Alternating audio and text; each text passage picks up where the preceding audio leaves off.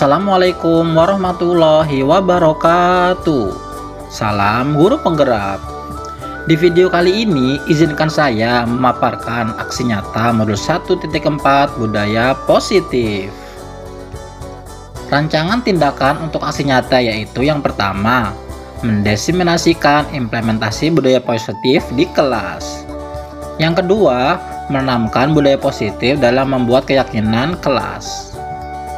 Latar belakangnya yaitu di era sekarang karakter anak harus lebih diperkuat lagi karena tantangan dunia media sosial yang tidak bisa kita kontrol. Budaya asing yang masuk yang tidak sesuai dengan norma harus segera kita singkirkan dengan menguatkan disiplin positif di sekolah. Tujuannya yaitu menanamkan budaya positif dengan membuat keyakinan kelas bersama-sama. Tolak ukurnya, yang pertama, murid mampu membuat keyakinan kelas sesuai dengan visi sekolah. Yang kedua, murid mampu melaksanakan keyakinan kelas yang telah dibuat bersama-sama. Lini masa tindakan yang akan dilakukan yaitu yang pertama, berdiskusi dengan kepala sekolah tentang rencana penanaman budaya positif di sekolah. Yang kedua, berdiskusi dengan rekan sejawat dan peserta didik untuk menentukan kegiatan yang akan dilakukan. Yang ketiga, menggali hal-hal positif dan yang telah berhasil dicapai untuk menumbuhkan budaya positif di sekolah. Dan yang keempat, merefleksikan kegiatan yang telah dilaksanakan. Dukungan yang dibutuhkan, yang pertama, dari kepala sekolah, yang kedua, dari guru, yang ketiga, dari orang tua murid, yang keempat, dari peserta didik, dan yang kelima yaitu sarana dan prasarana. Aksi nyata yang pertama yaitu mendiseminasikan implementasi budaya positif di kelas. Selamat menyaksikan. Assalamualaikum warahmatullahi wabarakatuh. Waalaikumsalam warahmatullahi wabarakatuh. Selamat siang Bapak dan Ibu yang saya hormati. Selamat siang. Nah, hari ini saya ingin mendiseminasikan kegiatan guru penggerak saya yang telah saya jalani selama 2 bulan kurang lebih. Saya adalah calon guru penggerak angkatan 8 dengan fasilitator Ibu Dr. Heni Mariani MPD dan pengajar praktiknya Bapak Ahmad Syarif SPD SD. Di sini saya akan sedikit sharing tentang pelajaran-pelajaran atau pembelajaran yang kami laksanakan selama beberapa bulan ini. Mungkin kesimpulan dari semua pembelajaran itu yang pertama adalah tentang perubahan paradigma belajar, kemudian disiplin positif, motivasi perilaku manusia, kemudian kebutuhan dasar, posisi kontrol restitusi, keyakinan kelas, serta segitiga restitusi. Kita mulai saja dengan yang pertama yaitu perubahan paradigma. Di sini perubahan paradigma itu pembelajarannya berfokus pada peserta didik. Jadi peserta didik sebagai pusat dalam kegiatan pembelajaran. Pembelajaran paradigma ini atau kurikulum merdeka merupakan pembelajaran yang berorientasi pada penguatan kompetensi dan pengembangan karakter yang sesuai dengan dimensi profil pelajar Pancasila. Selanjutnya, disiplin positif. Di sini disiplin positif itu merupakan pendekatan yang mendidik anak untuk melakukan kontrol diri dan pembentukan kepercayaan diri. Disiplin positif ini berbeda sih sama hukuman. Kita sudah sering sih melakukan disiplin positif di sekolahan kita, tapi ada aja juga masih saya sendiri beberapa kali melakukan hukuman sebelum melakukan pembelajaran di pendidikan guru penggerak ini. Ternyata di situ masih kurang tepat ya. Kita bagusnya melakukan disiplin positif. Kita banyak sih yang sudah kita lakukan disiplin positif di sekolahan ini. Kemudian selanjutnya adalah motivasi perilaku manusia. Di sini ada 3 motivasi perilaku manusia itu. Yang pertama, untuk menghindari ketidaknyamanan atau hukuman, untuk mendapatkan imbalan atau penghargaan dari orang lain, dan yang ketiga untuk menjadi orang yang mereka inginkan dan menghargai diri sendiri dengan nilai-nilai yang mereka percaya. Di sini sudah jelas ya. Yang pertama itu untuk menghindari ketidaknyamanan atau hukuman. Biasanya apabila kita datang terlambat nanti nggak enak sama kepala sekolah, berarti itu untuk menghindari hukuman. Itu sebenarnya kurang bagus. Kemudian untuk mendapatkan imbalan atau penghargaan dari orang lain, itu juga kan sudah pasti kurang bagus ya. Yang paling bagus itu yang ketiga, untuk menjadi orang yang mereka inginkan dan menghargai diri sendiri dengan nilai-nilai yang mereka percaya.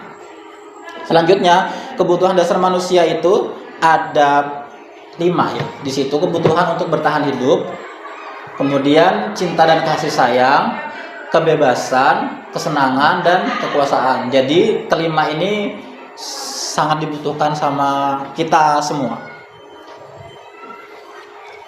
Selanjutnya 5 posisi kontrol. Nah, ini sudah saya singgung di disiplin positif tadi. Di sini ada 5 posisi kontrol. Yang pertama adalah penghukum, yang kedua pembuat rasa bersalah, yang ketiga adalah teman, kemudian selanjutnya pemantau dan manajer. Untuk yang posisi kontrol yang pertama itu adalah penghukum. Di sini sudah jelas ya, misalkan kita ada peraturan-peraturan sekolah, misalkan dilanggar sama anak maka akan dapat hukuman. Itu posisi penghukum. Sebenarnya itu kurang bagus. Untuk yang pembelajaran yang merdeka belajar itu kurang bagus dan tidak diharapkan seperti itu. Kemudian pembuat rasa bersalah ini juga seperti itu. Biasanya kita bilang nanti kalau kamu gini-gini sama nggak ngerjakan PR nanti dimarahin sama ibu guru. Nah itu sebenarnya nggak bagus juga sebenarnya, tapi saya sendiri masih sering melakukannya supaya apa gitu waktu dulu ya sebelum belajar tentang calon pendidikan guru penggerak ini. Kemudian posisi teman ini biasanya kita menjadi teman ya, tapi di sini ada plus minusnya. Kadang apabila mereka sangat perlu dan kita tidak bisa menemani mereka, maka mereka akan sedikit merasa kecewa kayak gitu. Posisi teman ini. Kemudian pemantau ini seperti pengawas ya, kita mengawasi anak-anak seperti itu. Kemudian posisi yang terakhir ya kontrol manager, ini yang paling bagus. Mereka bisa melakukan sendiri gitu, berdisiplin dengan dirinya sendiri dan bertanggung jawab dengan apa yang mereka lakukan.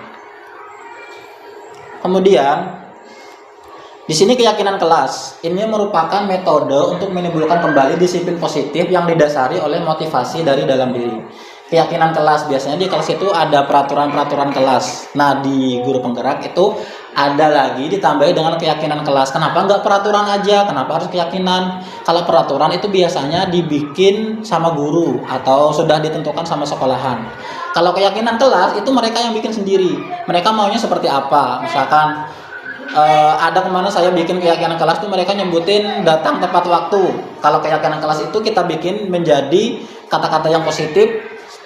Seperti apa ya, disiplin gitu, misalkan disiplin atau tepat waktu gitu. Kemudian misalkan mereka gak boleh bohong, berarti harus jujur kayak gitu. Itu keyakinan kelas. Jadi mereka sendiri yang bikin, tapi anak-anak kemarin cenderung kata-katanya itu mesti tidak boleh gitu, tidak boleh membuang sampah sembarangan. Padahal yang bagusnya kan menjaga kebersihan kayak gitu ya, lebih bagus. Jadi kalimatnya itu nggak negatif. Kalau tidak itu cenderung ke negatif. Sebenarnya bagusnya lebih ke positif.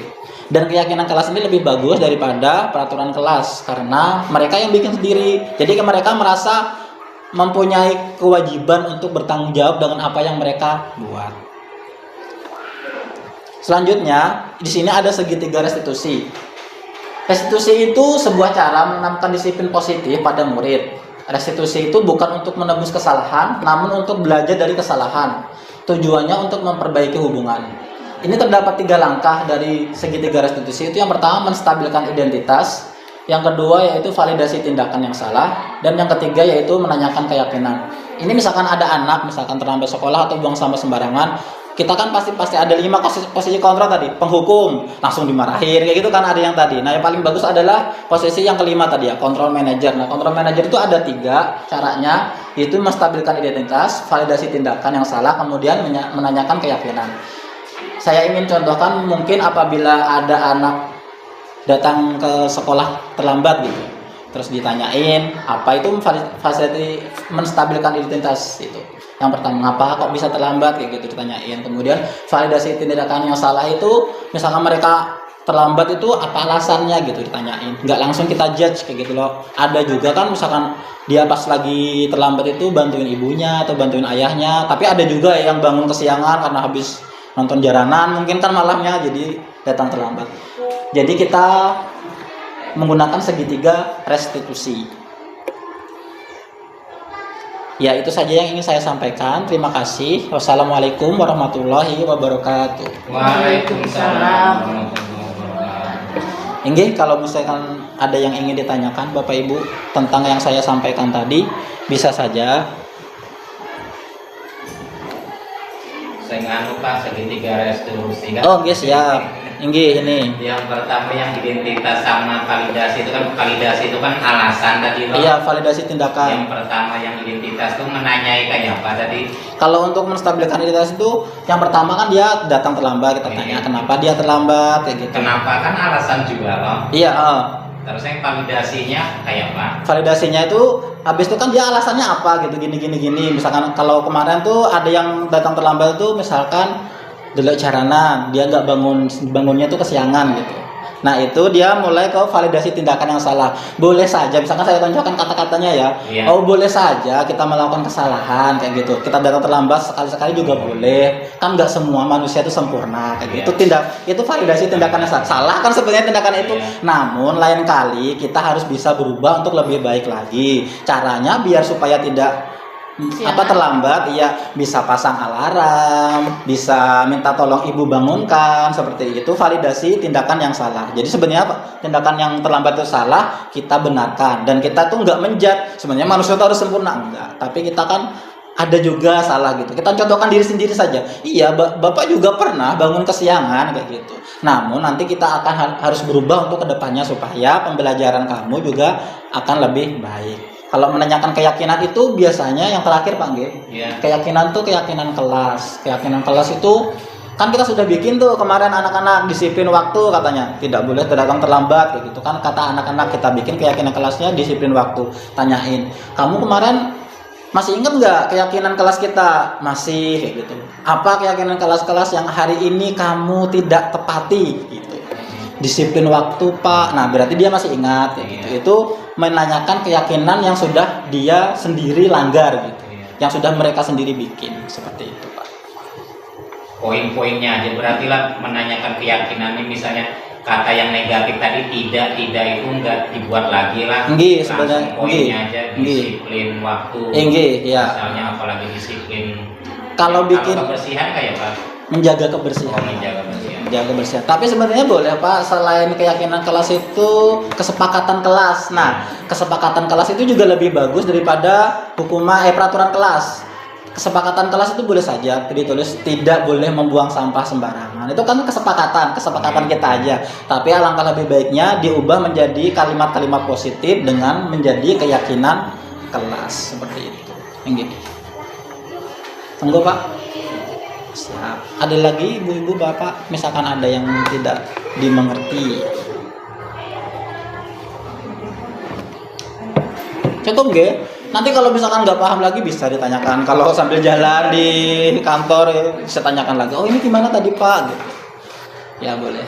Oke deh sebelum saya akhiri mungkin kita tambahin berdoa dulu ya supaya kegiatan yang sudah kita laksanakan ini mendapatkan berkat rahmat dari Allah. Ya.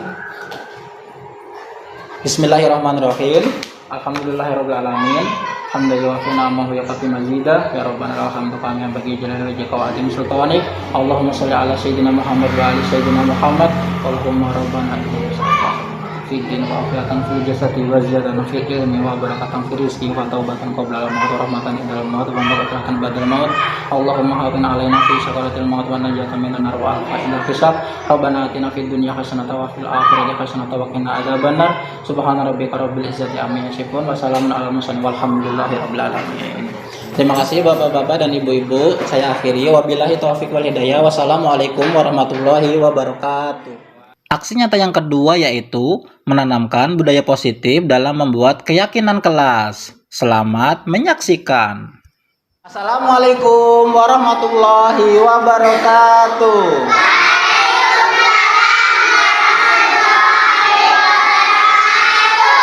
Gimana kabarnya hari ini? Alhamdulillah. Coba kalau perhatikan teman-teman yang di sampingnya nih, ada nggak yang tidak turun hari ini? Ada. Siapa? Ada? Ada nggak? Nggak ada. Bagus, berarti alhamdulillah kan hari ini keadaannya sehat walafiat bisa mengikuti pelajaran. Kemarin kita sudah bikin organisasi kelas. Siapa kemarin ketua kelasnya? Tapi Bagus. Ada wakilnya siapa? Maria. Karin. Kemudian sesi keamanan siapa kemarin? Oh iya, Rehan ya. Sama sesi keberanian sih Madinah. Karena kemarin kita sudah bikin itu organisasi. Hari ini kita akan bikin sesuatu yang baru lagi. Apa itu? Yaitu keyakinan kelas. Ada yang tahu nggak keyakinan kelas itu apa ya? Apa? Iya, kalian masih ingat nggak peraturan sekolah? Nah, apa peraturan sekolah? Tidak boleh buang sampah sembarangan. Tidak boleh menyontek. Iya benar. Iya benar. Nah, sekarang kita akan bikin keyakinan kelas. Keyakinan kelas itu sedikit beda sama peraturan sekolah. Keyakinan kelas itu kita yang bikin, kita juga yang mentaati keyakinan itu dengan kalimat-kalimat yang positif seperti itu. Ada yang tahu nggak kalimat-kalimat positif supaya keyakinan kelas itu, keyakinan kelas yang kita akan laksanakan nanti selama 1 semester bisa berjalan dengan baik. Ayo, apa keyakinan kelasnya? Boleh nih. Ayo sampaikan apa aja deh. Boleh, tidak boleh buang sampah ya. Apa lagi? Iya benar. Apa? Iya, nggak boleh ganggu. Bohong sama teman, bagus. Iya benar. Nah, ini sudah bisa semua nih. Nanti Bapak minta kalian menuliskannya di note yang Bapak kasihkan. Setelah nanti ada note ini, kalian tulis nama kalian, kemudian tulis keyakinan kelasnya. Ada yang mau bantu Bapak bagikan ini? Ketua kelas deh, ketua kelas. Bagiin satu-satu ya. Ayo, seksi kebersihan juga bantuin. Bagian satu-satu ya. Gimana? Sudah selesai belum? Sudah, boleh kita tempelkan notnya di belakang kalian di depan kelas. Ayo, tempelkan. Tempelkan. Ya, bagus. Ya. Ya, jangan tutup ya. Bagus, di bawah juga nggak apa-apa, nggak usah di atas. Di bawah sini nggak apa-apa. Iya. Bagus itu. Di bawah sini. Ya. Sudah selesai ya tadi ya? Kalian tadi sudah bikin keyakinan kelas yang sudah kalian catat di note dan ditempel di papan karya yang ada di depan. Sekarang kita akan menyimpulkan semua keyakinan kelas yang ada di sini. Kita kumpulkan. Sekarang coba Bapak lihat satu dulu deh, punya Cantika, tidak boleh menyontek. Kalau tidak boleh menyontek itu kalimat positifnya itu yang keyakinan kelas itu apa? Harus jujur, benar banget, harus jujur. Iya, jadi kalau kalian jujur itu nggak boleh menyontek ya, kalau menjawab soal atau apa itu nggak boleh menyontek. Kemudian dari siapa lagi ini?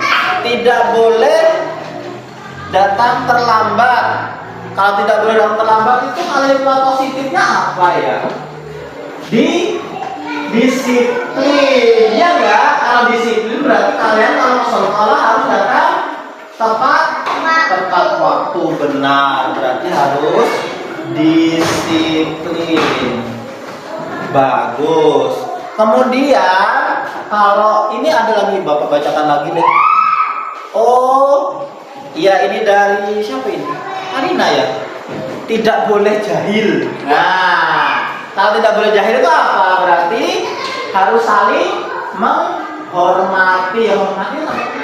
Karena sudah nih kita bikin keyakinan kelas yang ada di kelas kita. Kalian siap nggak melaksanakan keyakinan kelas yang sudah kalian bikin? Siap nggak? Siap, tangannya kelingking, angkat ke atas. Siap nggak? Siap nggak? Bagus, nanti kita akan melaksanakan keyakinan kelas yang sudah kita susun bersama.